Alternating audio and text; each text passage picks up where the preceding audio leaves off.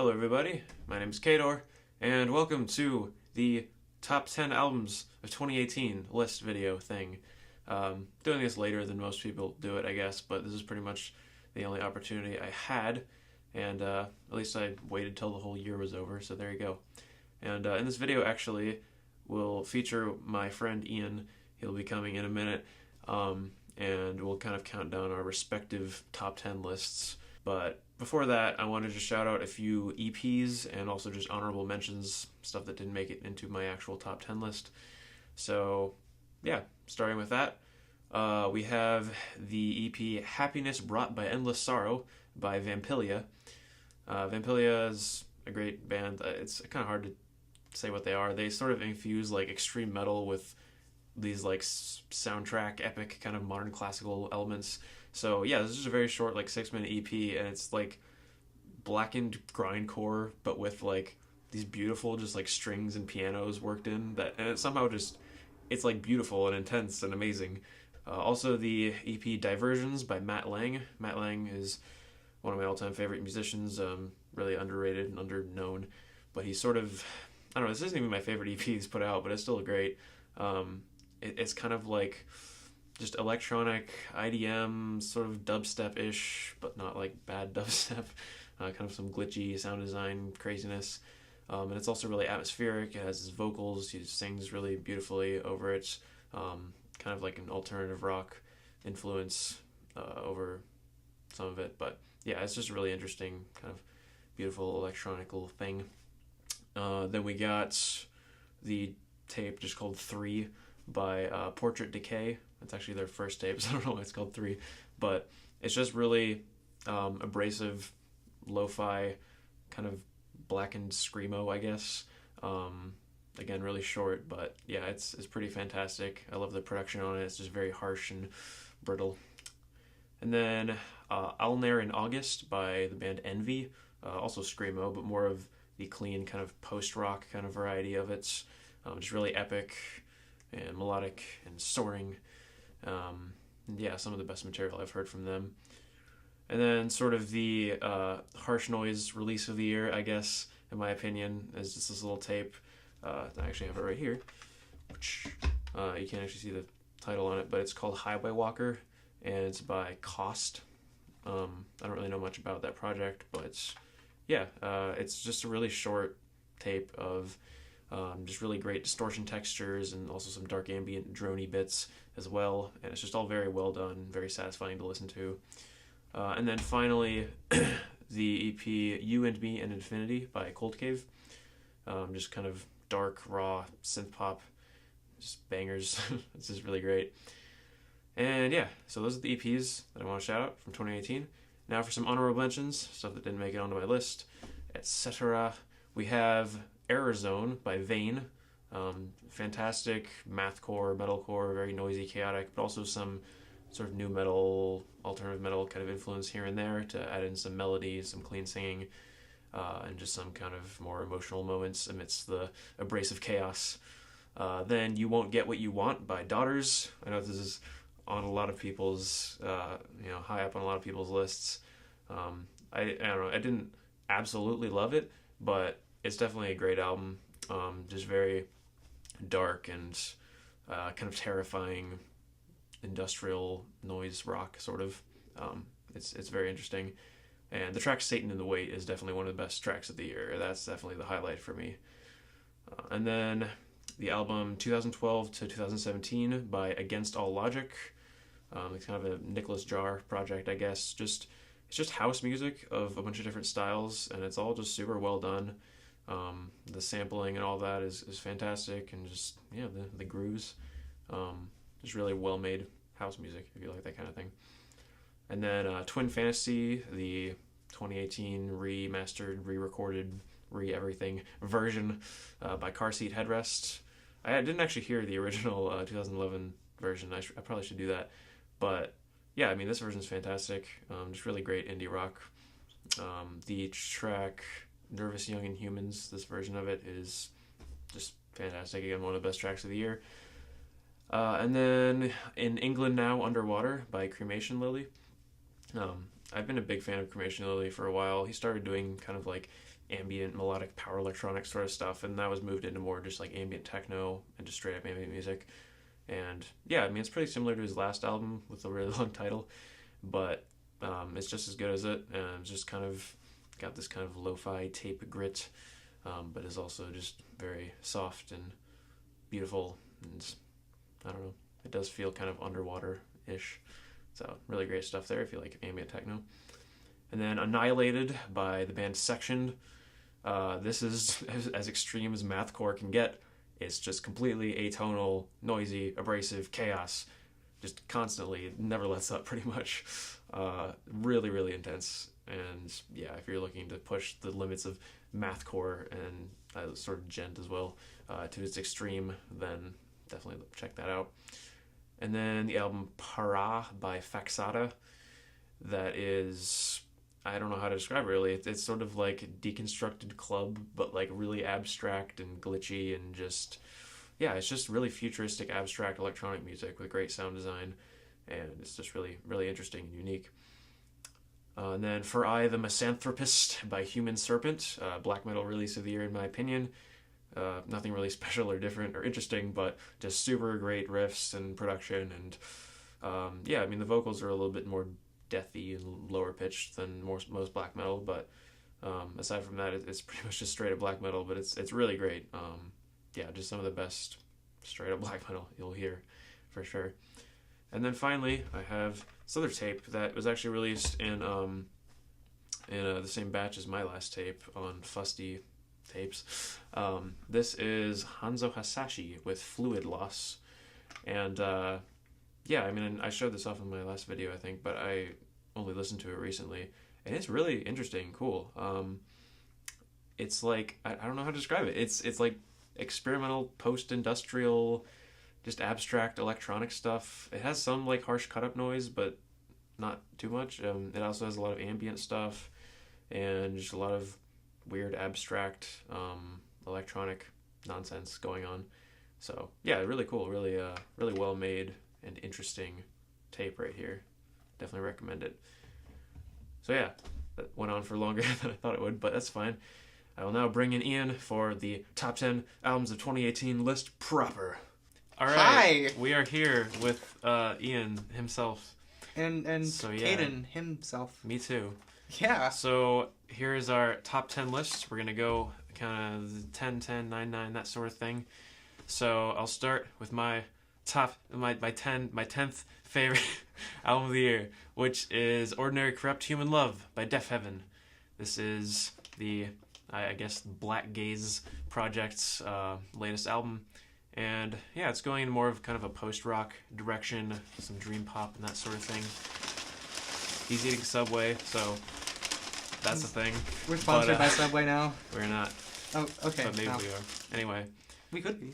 So this album, it's not as good as Sunbather in my opinion, but it's definitely got some great tracks. Like Canary Yellow is one of their best in my opinion. And yeah. Yeah. So it's a good one. It's black metal mixed with shoegaze and post rock and all that. So yeah. Yeah. I heard this one too, and like, I thought it was pretty good. I also didn't think it was on the same level as Sunbather. I thought that, I don't know, there were less memorable tracks overall, and it was kind of longer than it needed to be. But it was good for what it was, and I really appreciate this like stylistic fusion that Deafheaven does with their stuff. My 10th favorite album was Para'a by is that how the fuck you pronounce it? I don't know. Para'a by Faxada. Yeah. Faxada? I mentioned this in like the first part of the video, okay. so they already know my thoughts on it. But okay, yeah. Well, did you pronounce it correctly? I just said para.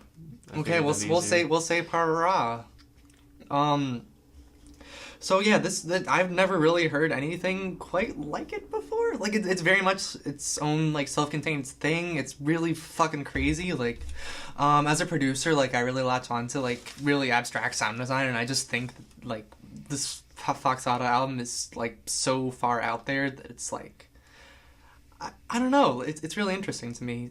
Just all the textures, all the creative sampling. It's not really an accessible album at all, and it's I don't know, kind of annoying at parts too, but like that adds to the charm. Yeah, it's annoying in a cool way. Yeah.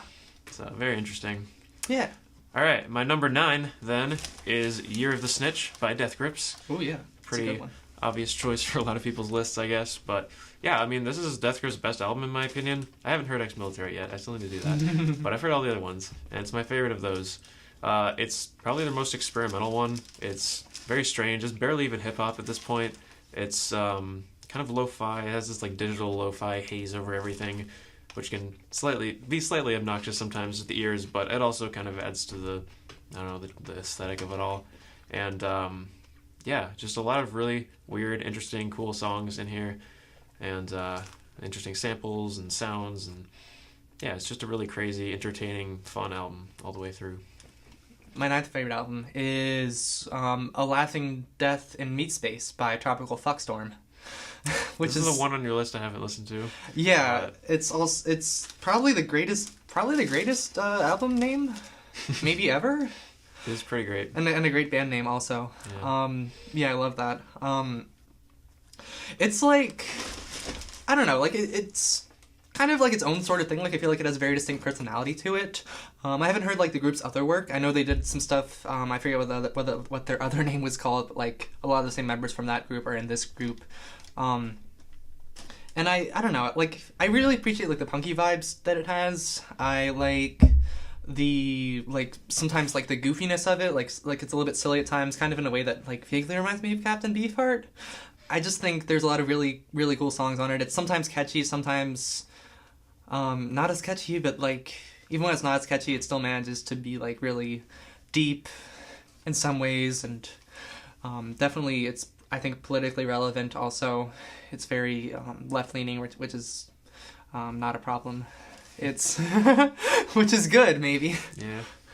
And yeah, I mean, it's a cool album. I would advise checking it out if you like anything that's like maybe a bit more raw, a bit more, maybe a bit more kind of in your face, but like not too in your face. Like it's definitely not like heavier side of punk things, but it's pretty rad. Yeah, I might check it out at some point. You should. All right, so my number 8 then is Dedicated to Sublimity by E. Sagilla, I guess. Sure. So this is a techno album. It's relatively underground. Not many people know about this, but yeah, E. Sagilla is one of my favorite techno artists in general. Possibly my favorite actually.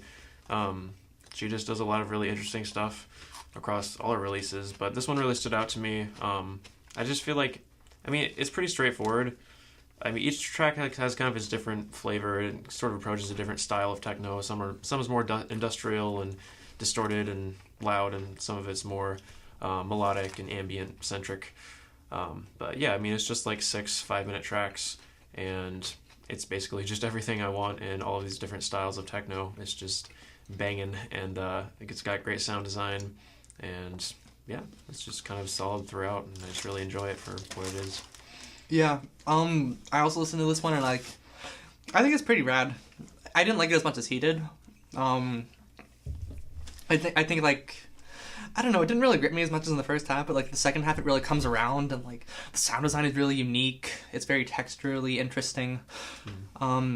I mean, I think one of the reasons I don't like it is just because it's a techno record, and I don't really like most techno music. I think it's like kind of too repetitive for my taste. Not enough development, not enough really structure for me, which is probably pretty weird coming from a noise artist.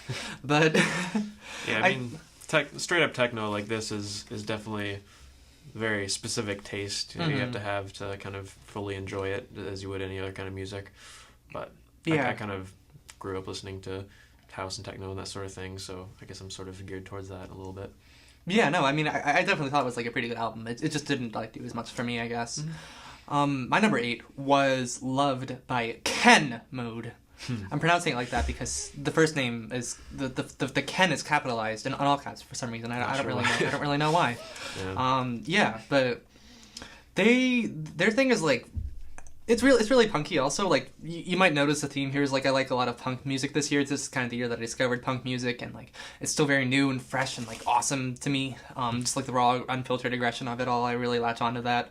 And the really cool thing about this album, well, there's a lot of cool things about it, but like the coolest thing in my opinion is like the way they use saxophone in it, because I think like the use of the saxophone in the album, like usually in this kind of album you might see saxophone as like kind of a break from all the action, but here they just throw in the saxophone on top of everything else that's really punky, and it's like I've never really heard a saxophone used in that way before. The last track is maybe not my favorite of this year, but like one of my favorite tracks from this year. Like it's just it reminds me of like a lot of Swans. Swans are one of my favorite groups. I like just the slow way it builds and like the really throaty bass that comes in, and like I don't know, I think the saxophone's used really well too there, and I love how it builds up and then becomes really loud and angsty and all that stuff. And I think it's really, I mean, like holistically the album's lyrically interesting, but that track also, like I don't know, it sounds really cool to me. Yeah, I definitely enjoyed this album too. I didn't say it was anything super special, but I mean, I always like this kind of heavy, noisy, hardcore metal fusions and that sort of thing. So yeah, I mean, I think I agree that the saxophone was used in a really cool way. I don't really remember it being used that much though. I can only remember like a couple of tracks that it was used on. So yeah, it was only used in like a couple tracks, but like when it was used, I felt like it really added to the personality of the album. Yeah, I feel like that's one of the things that makes them stand out a bit as a group, and I wish they maybe used it more often or in different ways. But yeah, overall, I mean, if you like this kind of heavy, aggressive music, then this is definitely thoroughly enjoyable. So yeah, all right. My number 7 pick is Red Light by Blade with 2 E's. Bloody. I've been completely obsessed with Blade recently. I don't know why. I know like Anthony Fantano gave this a 1 out of 10. And, like, I didn't know that. Yeah. A lot of people hate Blade, and I understand why. His vocals are ridiculously auto-tuned to the point of kind of absurdity, and I can see how that could be quite annoying for people, but I just love it. I don't know. It's hard to say why, but just kind of the visual aesthetic that he applies to all his work, and also just, I mean, the production is pretty undeniably amazing. It's by White Armor, who's one of my favorite just electronic producers at this point. He just makes these really spacey, lush beats and synths and all that, and it's just really beautiful to listen to. And then you have Blade with his crazy auto-tune voice over it, and yeah, I don't know, I just get a lot out of this album. There's some just kind of like bangers, and there's some sort of slow-paced, more emotional tracks, and yeah, and the Echo 2K feature on Obedient is like one of the best things I've ever heard. It's so great. He hasn't heard this album yet. Probably will at some point, but Don't make me. Anyway, so yeah, I know a lot of people don't really dig Blade's thing, but if you do, I definitely recommend checking this out. He also released another album or mixtape or whatever you want to call it just like a week ago called Ice Dancer, and that's not as good as Red Light in my opinion, but it definitely has some great tracks on it. So if you're a Blade fan, don't miss that as well. My number 7 pick was Joy is an Act of Resistance by Idols. And this was probably the catchiest album, I think, on my list. It's just really, like, insanely, like, I don't know, like, it feels like everything, like, almost everything could have been released as a single, and I wouldn't really be able to tell, because it's just, like, a banger after a banger after a banger after a banger. Like, the only thing that's, like, not really a banger is, like, the song June, but, like, even that is, like, a lot of emotional weight to it, I feel like. I kind of, like, I read the Pitchfork review for this album, like, I fucking hate it. And I think one of the reasons I hate it is because, like, they trashed the song June as not being as, like, eloquent as it could be, but, like, the dude's fucking kid died. Like, he's still recovering from that. Like, you know, have some fucking sympathy. I was saying about a stillborn kid, like, I feel like that takes a lot of courage, and, like, I really applaud him for even trying. And I just really like the way that they use tension in the songs. I really like the lyrics. I think, like, they usually hit. Like, there's, like, a few things that are, like, maybe not as good. Like, this snowflake is an avalanche is kind of a stupid line. But, like, aside from that, there's a lot of, I don't know, like, really funny lyrics, like, really apropos lyrics. The entire song, Graham Rock, like, makes me smile every time it comes on. It's just so goofy. And, I mean, yeah, like, I don't really think there's, like, necessarily a bad song on the album. Maybe just a few that, like, lag a little bit, but I really appreciate... I really appreciate this album. Like, also the production, like, also... the idea of like how it makes fun of like toxic masculinity, which I think is such a problem nowadays. Like just to hear like this really this you know like this burly gravelly voiced guy just like going against like all these stereotypes of burly masculine guys and being like, I kissed a boy and I liked it, like being like, I'm wearing a mask of masculinity. Like it's like what the like I don't know. It's so cool. Like Yeah, I listened to this album as well. I didn't like dive too deep into the lyrics or just kind of the context around the song. But yeah, I definitely enjoyed it. Yeah, there's a lot of catchy stuff on here. He has a pretty interesting voice that, I don't know, it gets a little bit annoying for me after a while, but I definitely enjoy it on some parts. And yeah, I mean, it's just like if you enjoy post-hardcore, post-punk, that sort of thing, I don't see how you wouldn't find something to love here. So yeah, the first track especially is like really good. Mm-hmm.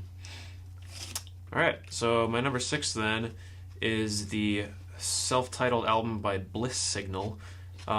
This is just kind of a random album I checked out, and it really blew me away. I just kind of thought the genre tags were interesting.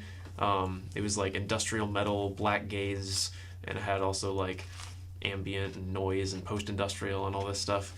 And yeah, that's all pretty accurate. I mean, it's essentially... It's barely even metal. I feel like this would appeal more to like Tim Hecker fans than it would like Deafheaven or Godflesh fans or something like that.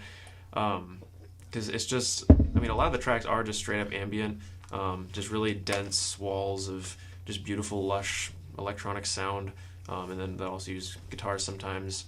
And yeah, the beats are all, I mean, they're all like drum machines, electronic beats, but they're not really just like emulating normal drums. They actually have interesting like electronic kind of timbres to them, and I feel like a lot of the inspiration comes from like the UK based music sort of scene, and they use a lot of the sort of beats and sounds that they use and incorporate it into this like industrial atmospheric metal sort of thing. And so it's just a really interesting fusion of styles, and it's just really beautiful and atmospheric. And yeah, I definitely look forward to seeing where this group goes next. And I think one of the members is part of... Oh, I forget the band name now. Altar of Plagues, them. Yeah. So if you like them, he's on there as well. My number 6 was The Year of the Snitch. And he already said a lot about it, but it's like my second favorite Death Grips album, like the first being Ex-Military, just because Ex-Military again has like all that really raw unfiltered aggression that I like so much. And with Year of the Snitch, like, I don't know, like, there's not really any standout tracks to me besides The Fear, but all of them are really solid. I think The Fear is probably my favorite Death Grips song ever, just because it has, like, everything you kind of want from a Death Grips song, like really cryptic lyrics, MC Ride shouting his head off, random vocal samples. I don't know, dude, I just drink blood, dude, like, what the fuck? Like, that was pretty great. Really strange production, really catchy stuff. Like, I don't know, it's just kind of like the quintessential Death Grips track to me, and I really appreciate that. Yeah, it's just, holistically speaking, like, a really solid album, and I would definitely recommend checking it out if you like any other Death Grips work, or if you like, I don't know, punkier stuff in general, because it doesn't really feel like a hip-hop album. Like, I guess it technically is, but it's kind of just very much its own self-contained thing, and I really like the direction that Death Grips is going, and I hope they continue making albums like this. Yeah, they're getting just more and more interesting somehow. Yeah, crazy. All right, my number 5 is a very underground, obscure pick. This is On the Lands of Mercy by Appropriate Savagery. This is just a random, it's like an edition of 40-something copies cassette tape. I don't have the tape, I just found it on Bandcamp, but I guess it's like dark ambient mixed with some noise and sort of death industrial elements, and also some kind of distorted melodic synth stuff as well. And yeah, I don't know, it's just a really cool little gem I found. Yeah, I mean, it's a lot of different styles from track to track, but it's all just done super well. Just really atmospheric, intense, noisy, dark ambient. It's all really well produced, and just a lot of little clanky metal sounds going on. And then I love the clanky metal sounds. Yeah, we love those. And the track Poisoned by Disgust and Boredom is just so intense to me. Like, the way it just cycles that, it just cinematic synth line and just starts slowly distorting it over time until it becomes this just wall of beautiful sound. It's just really cool. So yeah, I mean, if you're into that sort of stuff, I definitely recommend checking out this tape because not many people have heard of it. Yeah, I also listened to this one, and it almost made my top 10 list. It ended up getting beaten out by the Foxada album. I thought it was like, yeah, I mean, like it was solid dark ambient to be sure. I thought it could have been like maybe a bit more unique. Like it kind of reminded me of. It sounded pretty similar to like a lot of other dark ambient I've heard. I can't really think of any specific artist right now, but I don't know. Like it was definitely cool, and like I've listened to it a bunch and I do enjoy it. It just doesn't hold like the same weight for me as a lot of these other albums. I should mention he actually put out like 3 albums this year, like 3 tapes. And, I didn't know that. They're all pretty good. I forget the names of the other ones, but yeah, this is my favorite for sure. But the other ones are good too. So if you like this, then definitely check those out as well. My number 5 was "Oil of Every Pearls on Insides" by Sophie. This is later on my list, so we can save the main discussion for then. But Sophie's maybe my favorite producer right now, just because of like. I don't know, like I've read interviews of her and like I really appreciate like her personality and her production persona and all that. I really love the sound design and like how she's getting to work with all these big name artists even though she's super experimental, and I just think she's a really cool person, and I appreciate her also as like an LGBT figure, because I don't really know if there's any other like transgender producer that's on the same level of like I guess fame as her. Like I feel like she's doing like really great stuff. This was just, I don't know, it was a solid album through and through. I fucking love, like, all the music videos. Like, It's Okay to Cry was, like, kind of, I don't know, like, a little bit awkward, but, like, also really cool just to see that. Face Shopping was... That music video is insane. Yeah, like, what the fuck? Like, all of it's really... I mean, yeah, I really like this album. I think it's, like, mostly just a bunch of bangers. But then it's, like, not all just bangers. Like, there's a bunch of more relaxed ambient stuff that also is handled really well, I think, and, like, there's a lot of angst in it also. Angst seems to be, like, the word of the day here. The only thing that really holds it back from being, like, really great, in my opinion, is, like, I don't really like the last track that much. Like, Caden loves this it. guy's wrong. Caden loves it, but, I like... listened to it again recently. Yeah. It's like... Yeah, like, it was... really good album overall, and like just the way that it deals with like her gender dysphoria, like I also think that's really cool and really inspiring for like me as an LGBT person also. Yeah. All right. Cool. I'll talk about that more when it comes up on my list. But my number 4 pick is the album Harutoshira by Haru Nemuri. I don't know how to pronounce that because it's all Japanese. But yeah, this album, it's also kind of hard to describe. It's very Japanese. And it's very kind of, Japanese. It's kind of a fusion of... Alright, they're not going to be able to hear me over all this. We're also sponsored by Miss Vicky's Chips, by the way. Alright. Don't tell them that, though. Anyway, it's basically a fusion of rock, pop, and sort of hip-hop, but like a very different kind of hip-hop than you'd generally be used to. And also just electronic stuff. I don't know, it's just a really... emotional and uplifting and yeah, just kind of like happy album to me. Her vocals they're sort of like rhythmic spoken word. I wouldn't really call it rapping per se, and they occasionally build up into these like straight up screams on some tracks, and it has sort of a post-rock vibe in that sense, and sometimes it's just these like intense emotional build-ups that are sort of cinematic in a way. And yeah, I mean, the instrumentals can be just full-on noisy, but still melodic kind of rock, or they can be just these kind of rigid and not really like chiptune, but very like kind of raw synths and drum machine beats. And yeah, I mean, it's just like a really pretty album that I enjoy listening to greatly.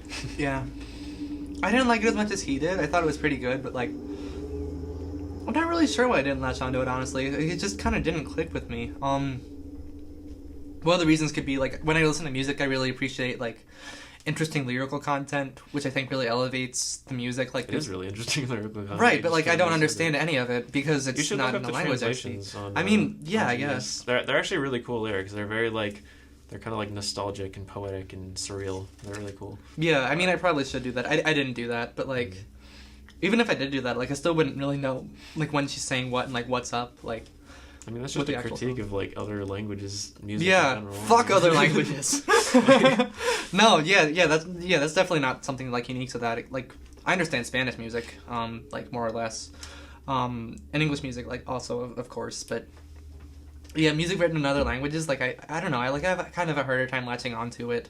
The other thing was like I didn't really feel like there were any standout tracks on the album, and it just wasn't like up to the same quality as a lot of other stuff on my top 10 list, in my opinion. I don't really listen to a lot of that sort of music, so it's kind of strange to me. Yeah, so there were other noisier albums that like I really appreciated too. And Avantdale Bowling Club, my number 4, is not one of those. This is like, I don't know, it's like kind of the most complete execution of the idea of jazz rap that I've ever heard. Now, I haven't like listened to a lot of jazz rap, so that might be like kind of a dumb comment from me. Like, I haven't listened to any Tribe Called Quest yet or anything like that. But when I heard this, like I thought it was really interesting, like how they mixed the modal jazz elements with this really. I feel like he has like an interesting persona as a rapper. Like, he's not coming at it the way a lot of like rappers nowadays are, like new rappers nowadays when they're just like, rapping about like basic stuff. Like, I guess rappers have always done that, but like it seems like nowadays, like now that rap's more popular, a lot of it's really like commercially oriented, and I get like a way more laid back and like introspective vibe to this album, which I think really is enhanced by the jazz instrumentals. I really like the way that they're integrated in there. I think they really elevated. I like the the vocalist's delivery. I think he's really great at what he does. I love his accent. There's not really a bad track on it. I think like the longer tracks are the best generally. And yeah, I think it's just a really great album to like vibe out to and just appreciate. Yeah, I really like this one as well. It's just like, I mean, when you think of jazz rap, you normally think of like them sampling jazz and making beats out of it, but this is literally like a jazz band that he's just rapping over top of, and I thought that was just a really expert fusion of those two genres, basically. Yeah. And there are also some pretty cool kind of electronic production I don't know, things here and there that kind of made it interesting, kept the momentum going. So, yeah, I mean, it's a really enjoyable album, for sure. Alright, so my number 3, then, is Stranger Fruit by Zeal and Ardor. This album is essentially sort of extreme metal, black metal, mixed with, like, I guess, black slave spirituals, that sort of style of singing. And, I don't know, and I think it just works really well together, and you might not think it would, but yeah, I think the production is just really raw and impactful and heavy, and the riffs are just super, I don't know, catchy and intense and great.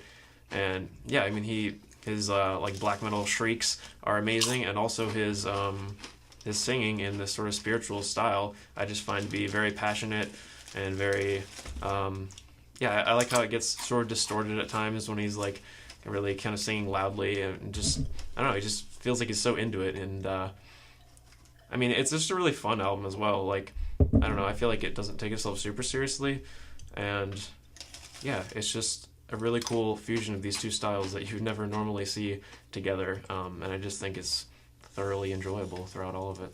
So I don't actually like this album very much at all.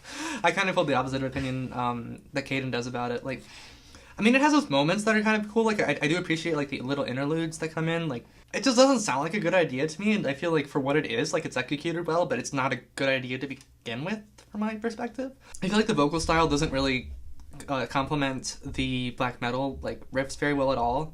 Even though I do think like both like spirituals and like black metal music on their own are actually like, really, really cool genres. I just, in this context, like, the way they're meshed doesn't really, I don't really vibe with it at all.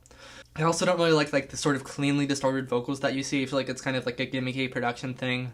And this guy uses them on, like, almost every track, and it's like, okay, yeah, we get it. You can put, like, a little bit of saturation on your voice, and it sounds, like, a bit angrier. Like, I don't know. It just didn't really impact me as much as it impacted Caden, I guess. yeah, fair enough. But anyway, I think you should check it out if you like those styles and it sounds interesting to you. Yeah, I mean, like, I'm shitting on it, but, like, it's really not, like, an awful album. Like, there are way worse things you could listen to. My number 3 was some rap songs by Earl Sweatshirt. And this album's like, holy shit, like, this is one of my favorite rap albums ever, as of right now. I just, like, I really don't dislike anything about it, pretty much. The only thing is, like, I wish it was maybe a little bit longer, but I don't really think that's a really, like, a serious concern, given how condensed every song is, both lyrically and, like, instrumentally. It feels like every second of the 20-odd minutes that it runs are really expertly used. And just in general, I really appreciate, like, the production. I think it's very unique. And, like, the last 3 tracks just, like, fucking crush me every time that I listen to them. And not a lot of music has the ability to do that to me. But just, I don't know, like, the whole story behind the album's pretty sad also. And, like, I relate to it a little bit also as, like, a person who, like, has not been able to show art to people, like, before they've died. Like, that's something that's also, like, relevant to my life. So I latched onto that. Yeah, lyrically it's really interesting. I'd highly recommend this album to pretty much anyone. Yeah, I mean, I only listened to it once, and I feel like I didn't entirely digest everything that was happening, but it didn't really do too much for me when I listened. I just don't really remember anything from it. I don't know, nothing really impacted me very much, personally. Again, I feel like I should probably listen to it again, just so I can dive more into the lyrics, and, I don't know, just have a better listening experience in general. But, yeah, I don't know, to me it just kind of passed by without really doing anything or leaving anything memorable for me.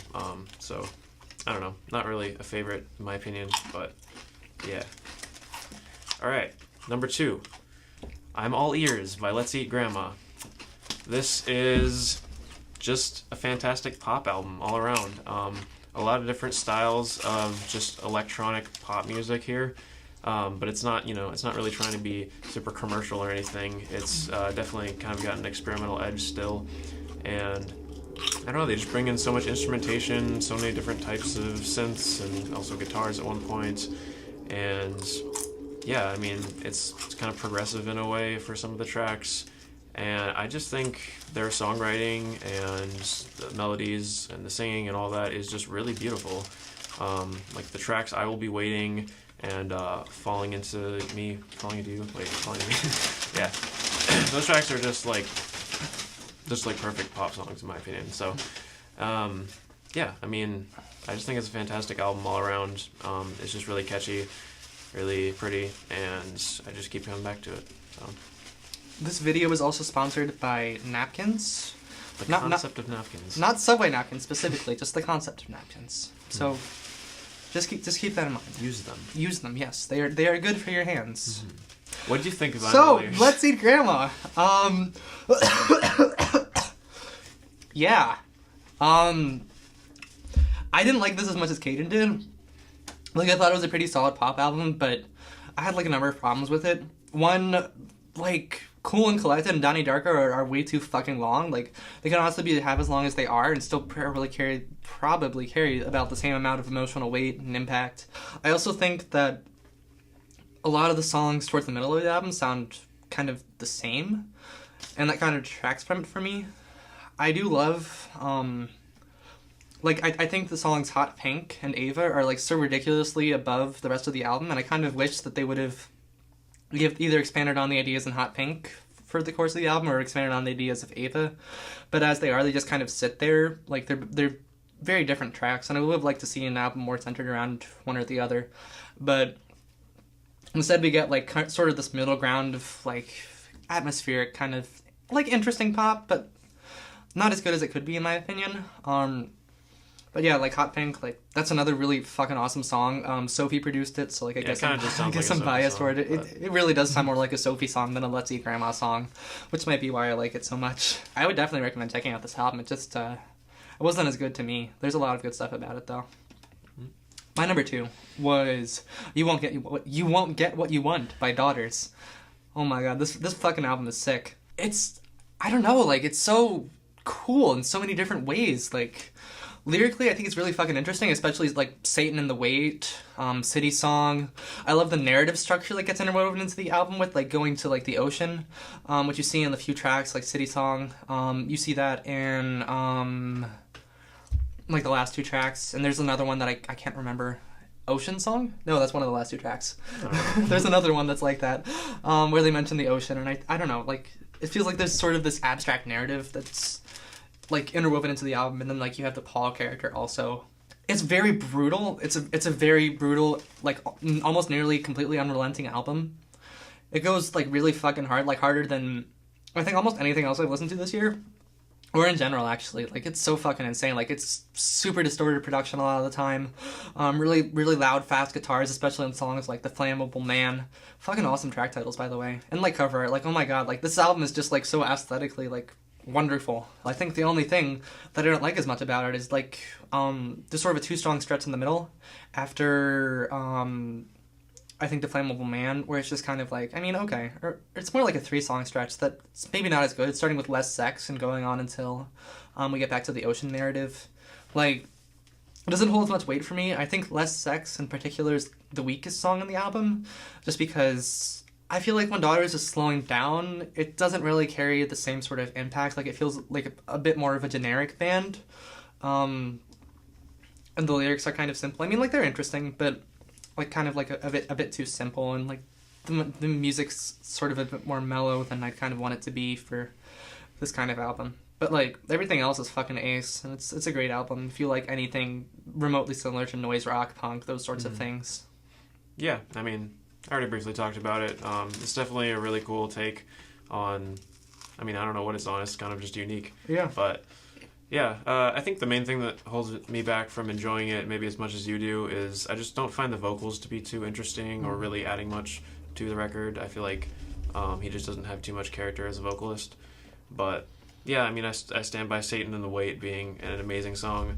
When those melodic guitars come in, it's just like chills, and the lyrics are amazing too in that part. Yeah.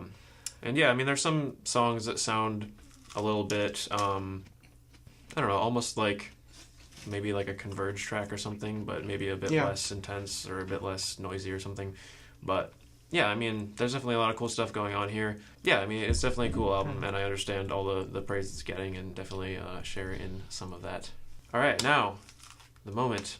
Number one pick. I mean, it should be obvious at this point, because I already kind of mentioned it was going to be on my list. But yeah, Oil of Every Pearls on Insides by Sophie. I just completely love this record.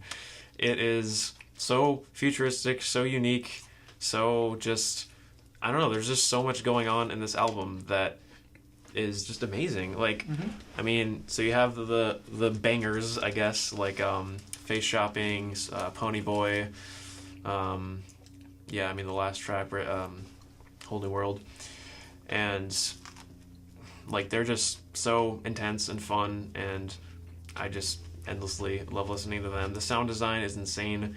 It's just like these metallic clanking sounds. It's very just, I don't know. We do love the metallic clangs. Yeah, it's like very cleanly produced and very like fine tuned, but it's also really noisy and just inaccessible. Really, I mean, I can see a lot of people getting kind of annoyed by some of this stuff, just because there's all these crazy sounds just flying around everywhere. But yeah, I mean, especially from the perspective of someone who, you know, makes electronic music and designs sounds and all that, I mean, it's really an incredible feat what she managed to make here. And then there are also more atmospheric, sort of ambient centric and just kind of beautiful tracks, like Is It Cold in the Water, and also Pretending is a really cool kind of noisy, dark ambient sort of piece. And just, yeah, just everything on here is just so unique and interesting and just great in so many ways. And yeah, I mean, unlike Ian, I really love the last track, Whole New World, and I think it sort of encompasses everything on this album, all the different styles and everything that makes it great. I mean, it starts out with just kind of, you know, the banger mode of just these really intense, noisy bass stabs, and just brings in all these sounds, and then it sort of turns into like an almost breakcore-ish IDM sort of beat that just really fractured and complex and just goes everywhere, and then eventually it dissolves into this blissful ambient drone.